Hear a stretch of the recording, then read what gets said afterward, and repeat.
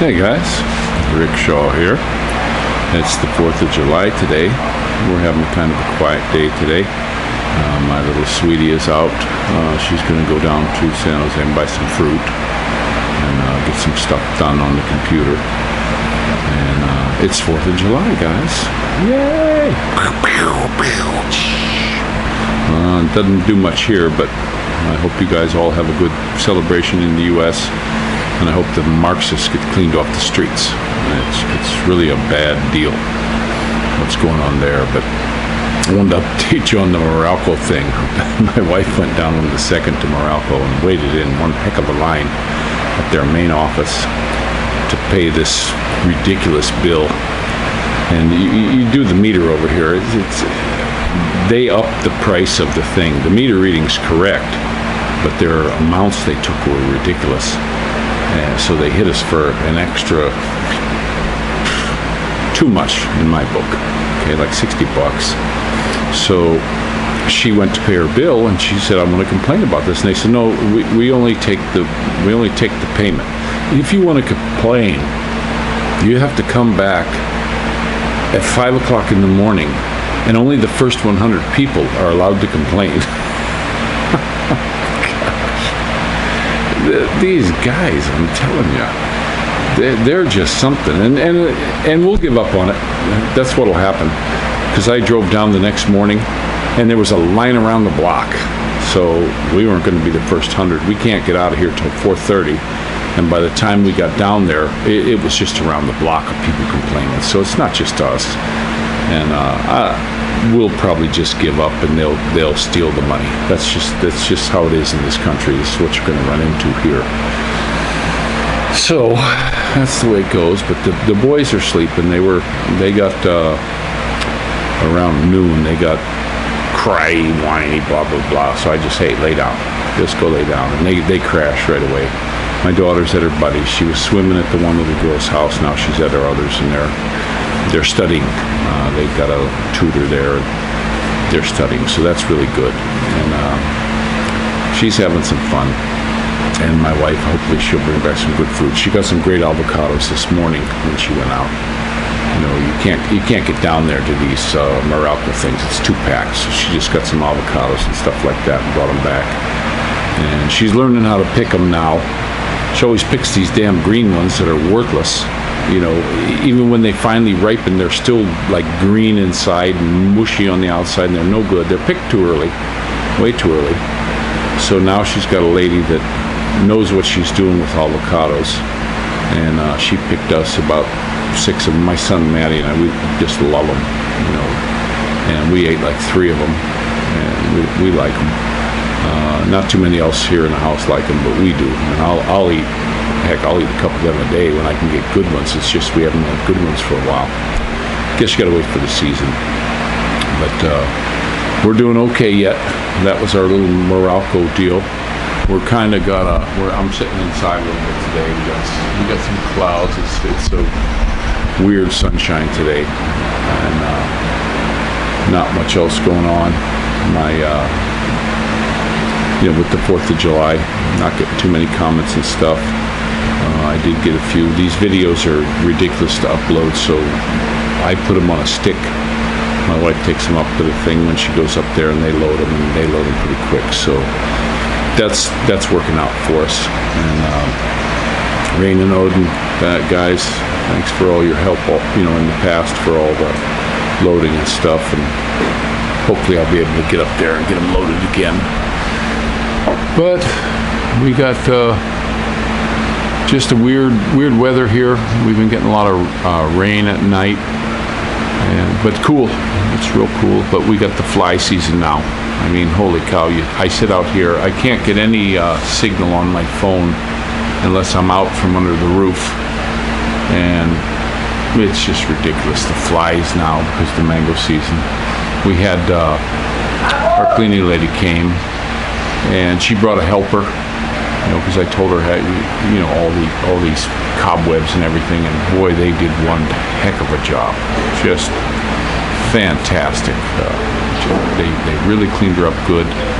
The only thing that happens to me is after they're all done, I can't find anything. I got to hunt around for everything because everything gets moved, but they did okay. We're going to get out here pretty soon, probably Monday, and get some big grocery shopping done and all that. We got all our bills paid off, and Meralco nailed us. I guess there's not much we can do. Our water company from our old house nailed us. Ain't going to be much we can do. Welcome to the Philippines, guys. So celebrate your independence, because they will get you for every penny. And it's not just foreigners. It's not just foreigners. It's everybody. I mean, they're just out to squeeze you for every penny they can get, and that's what they do. And electric in this country is extremely expensive. I mean, it's a joke how much it is. I lived in California, and they said, "Oh, it's so expensive for electric there." No, it's not. It's nowhere near as expensive as here. I mean, holy cow! You could run an air conditioner and do all this stuff for $100 a month, and you do that here, it's going to cost you 3-4 times as much. And then you get into some of these places. I have a friend here named Frank. He lives out on one of the islands, and they have like 8 generators, and they run 2 of them. His power's out all the time. They got these huge bills. I feel for him. Feel for you, Frank. Man. So this is just how it goes here. I hope they get China out of here, and they get natural gas, and they get some natural gas generating plants going. I know they got a big nuclear plant they never fired up, and probably never will, because if they fired it up now, it's probably just from sitting for so long. It's no good. And that would definitely be a bad thing to have in this small land area in case if something went wrong, because it would just pollute most of the place. So I'm glad that thing never fired up. But I got my 4th of July glasses on. These are Moo-Moos. These are the ones that if he rips the side things off, they just pop right back on. So that's the only ones I give to Moo-Moo.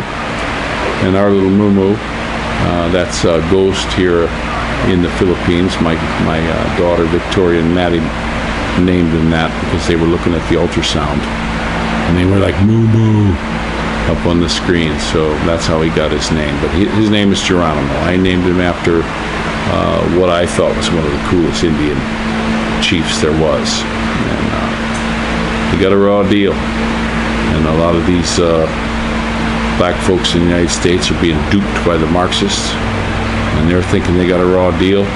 Hey, the Indians, you think you got a raw deal? Try being an Indian, pal. Indians got a super raw deal. I mean, they weren't even of any value.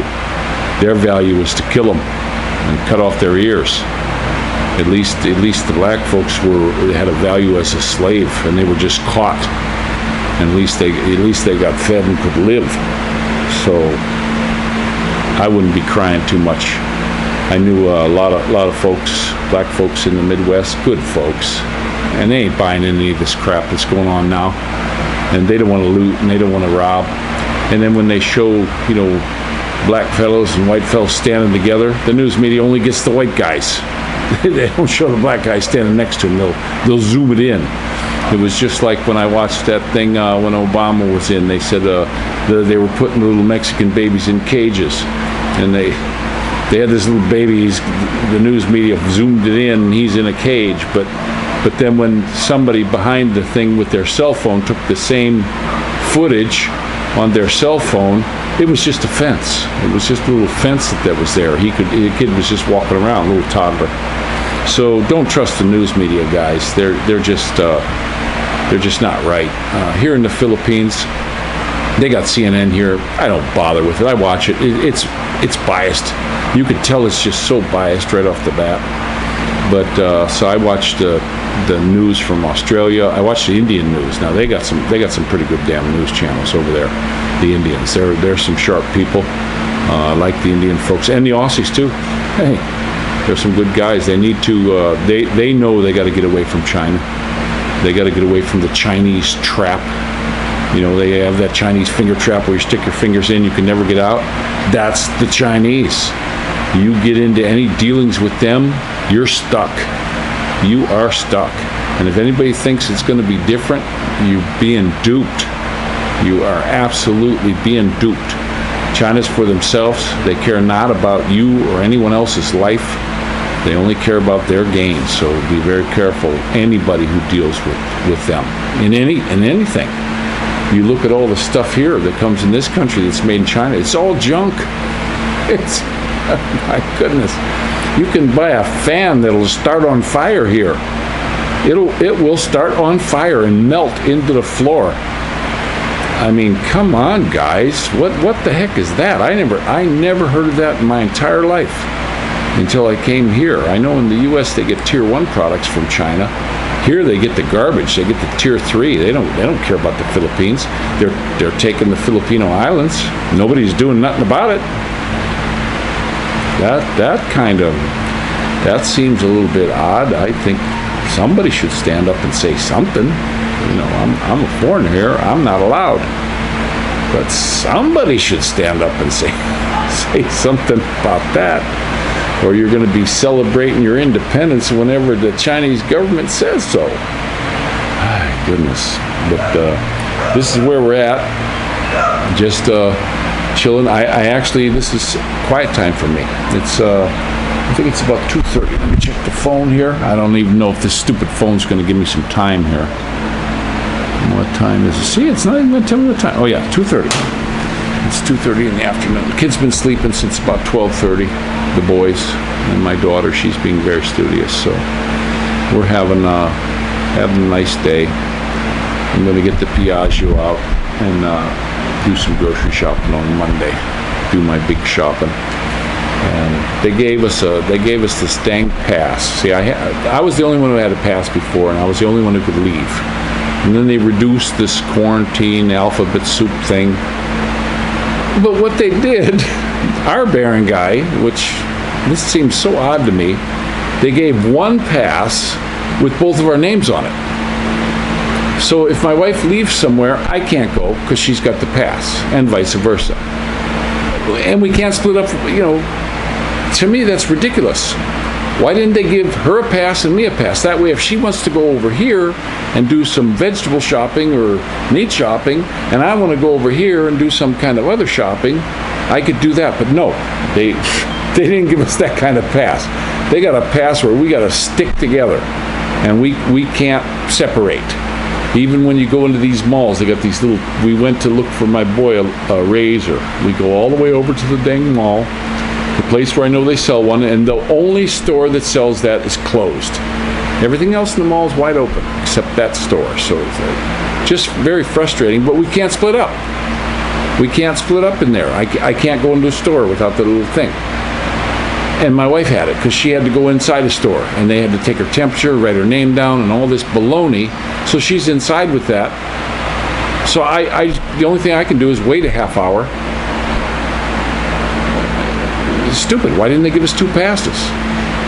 I don't understand that. Even the guard, when we were going to the mall, he goes, "What the heck is this?" And she said, "Well, it's the pass they give us." "Well, why are both your names on there? Why didn't they give you each one?" The guard was saying that. He goes, he'd never seen that before, but we live in a special area. Atlantic. That's where we live. It's Atlantic, Manic, I guess. But that's what we wound up getting. That's the way they did it, though. So, you know, we got to go with how they did it.